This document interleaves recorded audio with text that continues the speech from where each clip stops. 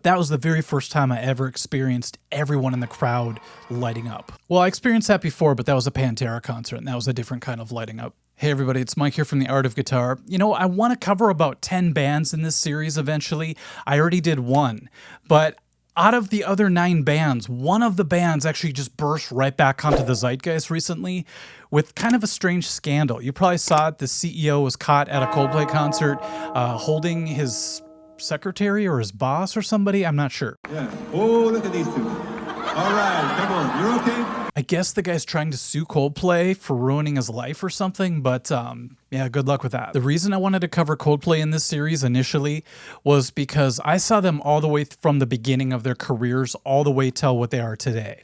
And I gotta tell you, early on, they were a completely different band, and they were one of my favorite bands for a long time. Unfortunately, they started to get that reputation of a band that sucks, kind of like the first band I covered in this series, Winger, and it seemed to come out of nowhere. It just became this thing that people started saying.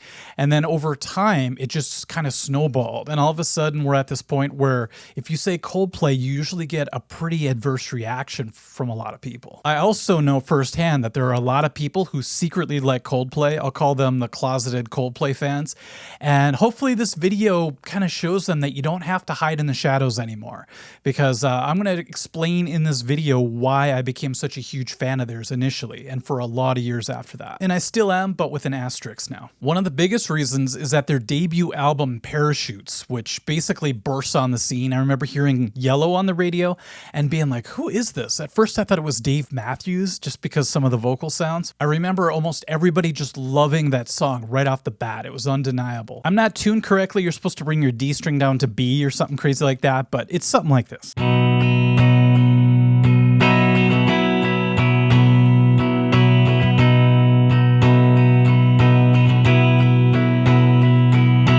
That already sounds good, but when the band kicks in and those bendy unison things start happening, it's pretty sweet.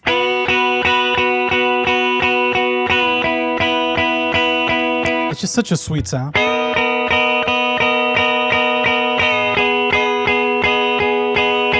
Something about that tune sounded timeless right off the bat. So I saw the video, I remember, and thinking the band looks nothing like I expected.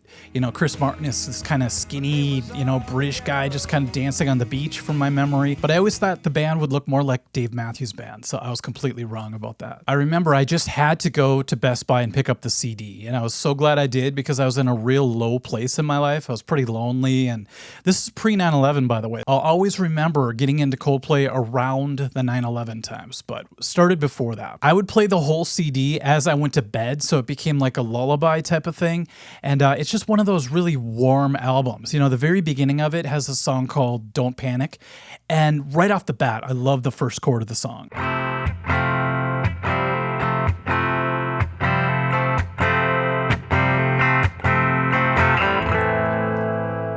If you know that track, you know that when it kicks in, there's like this warmth to it. Bones sinking like stones, all that we fall for. The bass just sounds real smooth, and it just has this real analog type vibe, if you will. And by the way, Chris Martin has one of the most relaxed singing voices ever, so it was the perfect album to put on right before bed. And I started taking NyQuil because I was sick one time, and I just remember this weird memory of being in this weird NyQuil type trance, drifting off to bed, and hearing the album playing. It was like this perfect synergy. Now, I think this is back before NyQuil got weak. It had the real stuff in it back then, so man, I was in a weird place. After that, I made it a habit of just putting that album on before bed all the time. This is before we had, you know, streaming services. For some reason, every time the song Spies came on and the band kicks in at a certain spot, 117,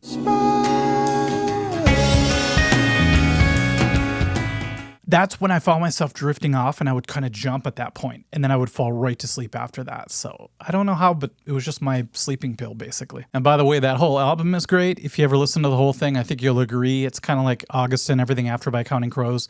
It's like every song just works. There's nothing that sounds like filler to me. After 9/11, all of us were obviously shaken up, and it was a little bit after this, but all of a sudden their next album came out, just in time for another feel-good type thing for me, and it was a rush of blood to the head. To me, this is Coldplay's pinnacle. as far as the best album that I could, choose out of all their catalog. There's a lot of albums that are close to that, but I think that one just sort of put them over the top for me. Of course, everybody loved Clocks. That drum beat is so obvious, isn't it? But I couldn't get it out of my head. And I remember I'd just be sitting around and somebody would just start tapping on their leg.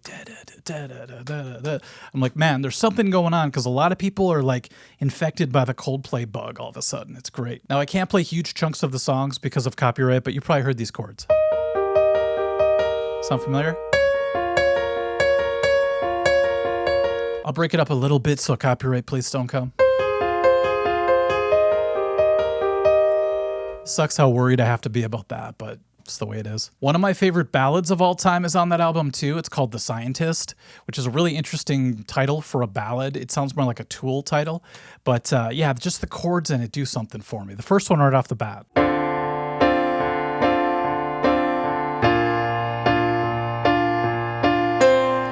That octave right there really clinches it. It kind of throws a little twist into it, which I love. Then F chord. F sus chord. Yet again, it's a chord progression and a feel that just makes me feel grounded. It's hard to explain, but I'm sure if you know that song, you know how that makes you feel. One thing I'll always connect to the post 9/11 world, which is such a strange time. So I still probably haven't gotten over all of it, but I remember going to a restaurant with somebody I really liked, and it was cold outside, and the song In My Place came on over the PA system. I think we were at a TGI Fridays, but I loved it right away. And it's one of those tunes that if you're kind of longing for someone, it's a really good one to play. It just seems to resonate in that area of sadness. A lot of feelings attached to this music, but it's the kind of music that lends itself to that. When I bought the album, just like in Parachutes, how I was blown away by Don't Panic, all of a sudden, I was met with this chord right off the bat.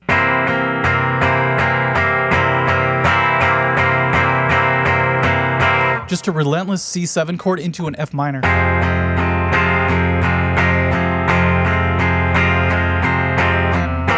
I was like, who puts those two chords together right away on an album? It's very, I don't know, I guess Radiohead would probably do something like that, or the Beatles. And the band is hitting all together, and it's just an incredible tune.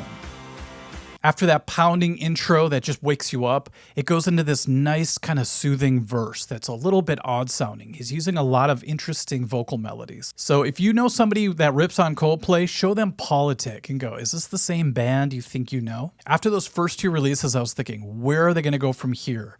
I mean, they're just skyrocketing in my world, And next they came out with X and Y, which to me is a third place album, but it's so close. One of the biggest tunes off that album is called Fix You.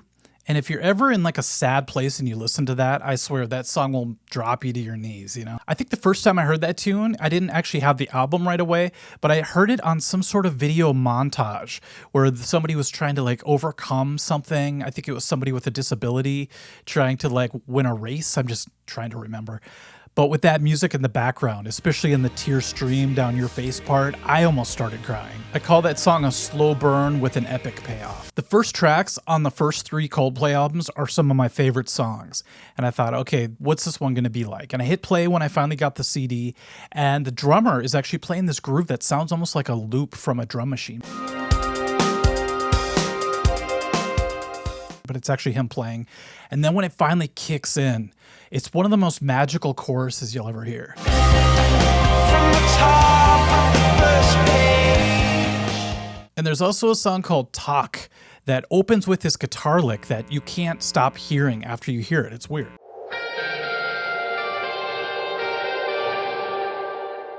They have a way of writing these licks, whether it's on piano or guitar, that just jump out at you and stick with you. It's like it gives you something to chew on. A lot of bands that came out after Coldplay that kind of copied their style seem to have forgotten that. So you end up with sort of this benign background music that a lot of bands came out with, trying to kind of copy Coldplay.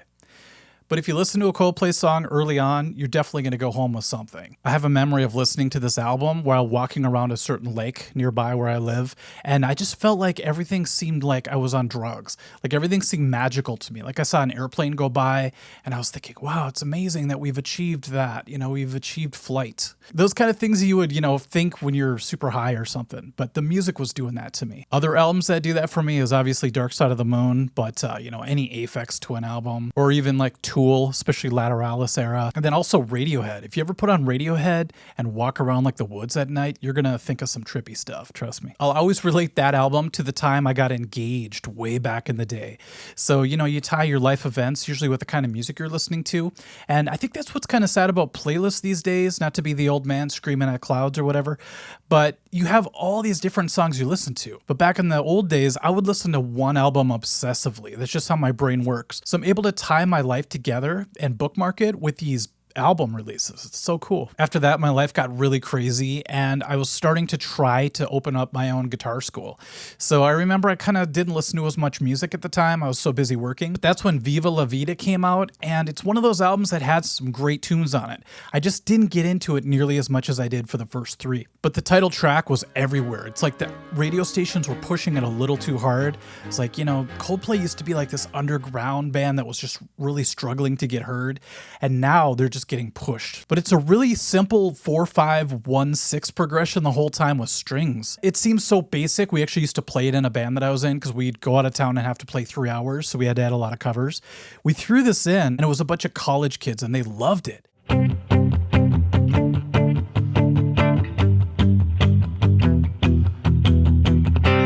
And we loved it because the chords were very repetitive and I could pretty much play it with one hand and have a drink with the other hand.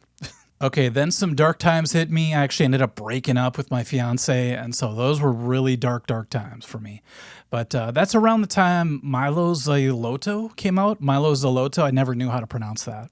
Anyway, I ended up meeting somebody new about a year later, and she ended up getting tickets to see Coldplay.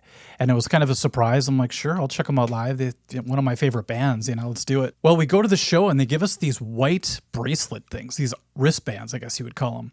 And it had their logo on it. I thought, oh, that's cool. It's like some kind of weird watch-looking thing, I thought maybe it was so I can walk in and out and not have to show my ticket or something.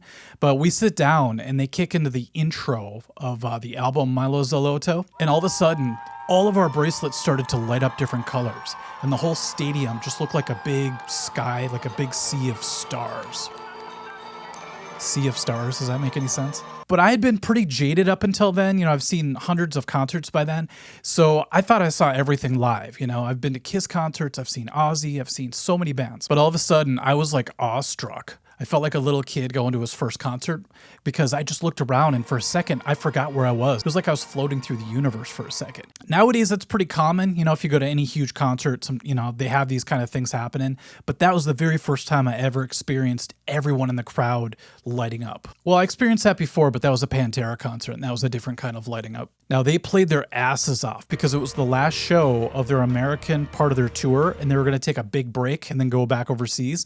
And I thought, man, this is one of those things where they just had the energy and the adrenaline because I feel like they were so excited about getting a break afterwards. So they basically left it all out on the stage, like an athlete leaving it all on the field. They gave it 110%. I hate to say that, but it's true. Sadly, though, Coldplay ended up being one of the only bands that I had in common with my girlfriend. She was a longtime girlfriend. But, either way, it's good to have at least one band that you both like. Around this time, I started hearing rumblings of Coldplay sucks. I don't know where it came from, but more and more people just started saying that. I thought it was really strange because I thought, man, their first 4 albums are pretty killer. Now they're starting to change a little bit, getting a little more electronic. Things are kind of, morphing a little bit. And I thought it was going to be basically like the Black Sabbath effect, where the first 6 albums are just crushers, And then after that, you sort of go, where do we go from here? And they start trying new things. I started to feel that happening with Coldplay. The next thing I knew, they released a song called Midnight off an album called Ghost Stories. And I actually liked it a lot, even though it was a very big departure from all their past music. There's something magical about it still, But then I bought the album and I realized that, they changed a lot more than I really liked. I couldn't get into ghost stories nearly as much. And, at this time I heard he was dating Gwyneth Paltrow. I think he was for a while now. And it just seemed like they were losing touch with what they started with, which is a natural thing for bands to go through. But when you dip into that Hollywood world, something strange happens, kind of like Keith Urban with Nicole Kidman. You just think of your favorite artists differently after that. But I still tried to remain a fan. I bought all their albums after that, even though I would play it and just go, oh, nothing's grabbing me the way it used to, Maybe I'm in a different place. Maybe it's because they've changed, but I kind of felt like that forgotten dog on the bumper of the National Lampoon's station wagon. Remember where they take off and all of a sudden they look back and there's like an empty leash. The cop comes up and he goes, yeah, that poor dog, he tried to keep up with you as long as he could, but he just couldn't keep going. That being said, though, how many other bands do I know that have 4 or 5, depending on your opinion, solid first albums that just make them legendary? To me, they are legendary. After that, though, when they started getting more into the electronic stuff, the pop stuff, I just kind of lost interest. But man, those first 4. So to the band, I would like to say thank you for all the great music. You got me through a lot of tough times in my life, and hopefully you guys have continued success. To anybody who's going to give me crap for doing this video, I don't care, but I want to say to my friends that are closeted Coldplay fans, it's time to come out of that closet. You know who you are. And to all the diehard Coldplay fans that stuck around even during their big metamorphosis to their new sound, I have a lot of respect for you. I just kind of miss the magic of when they were just 4 lads, just starting out struggling and singing songs about the color yellow. And it was all yellow. So thank you for watching this video. If you only started to hear about Coldplay because of this CEO crap, I really suggest that you go back and listen to their discography from the very beginning. And I wonder how many of you guys are going to find your new favorite songs in those first handful of albums. And if you're already a fan, let me know what era of the band that you really like, and even include some of your favorite songs, because there's a whole bunch I could have mentioned, but I didn't want to just go down the whole list like that. But check out God Put a Smile on Your Face. I think you're going to like that one. Okay, everyone, thank you for watching. I love making these videos. Like I said, I have about 8 more to go. Stay tuned for that. See ya.